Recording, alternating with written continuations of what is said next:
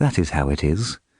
Life, tight-buttoned life, fits him ill, making him too much aware of himself and what he glumly takes to be his unalterable littleness of spirit. He hears from somewhere unseen the faint, muffled clopping of small hoofs. It will be the early postman on his pony, in turn and taxi's livery, with his tricorn cap and his post horn looped on his shoulder. The man at the window is called Adam. He is not yet 30. The young son of an elderly father, product, as he once overheard that twice-married father say with a sardonic laugh, of my second coming. Idly he admires the dense, mud-purple shadows under the trees. A kind of smoke hovers ankle-deep on the grey-seeming grass. Everything is different at this hour.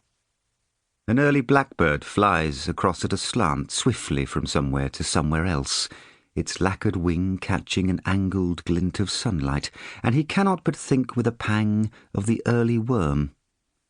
He fancies he can hear faintly the fleet-winged creature's piping panic note. Gradually now he is becoming aware of something he cannot identify, a tremor that is all around, as if the air itself were quaking. It grows more intense. Alarmed, he takes a soft step backwards into the protective dimness of the room. Clearly he can hear the sluggish thudding of his heart. A part of his mind knows what is happening, but it is not the part that thinks. Everything is a-tremble now. Some small mechanism behind him in the room, he does not look, but it must be a clock, sets up in its innards an urgent, silvery tinkling.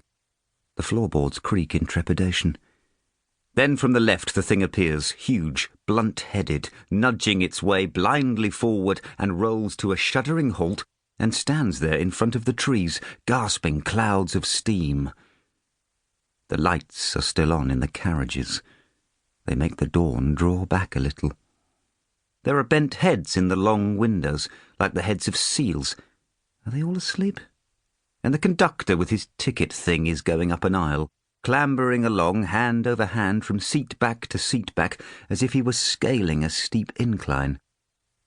The silence round about is large and somehow aggrieved. The engine gives a testy snort, seeming to paw the earth. Why it should stop at this spot every morning, no one in the house can say. There is not another dwelling for miles. The line is clear in both directions, yet just here is where it halts. His mother has complained repeatedly to the railway company, and once even was moved to write to someone in the government, but got no reply, for all the renown of her husband's name. I would not mind, she will say in a tone of mild sorrow, what noise it made going past. After all, your father in his wisdom insisted on us setting up home practically on the railway line. But the stopping is what wakes me.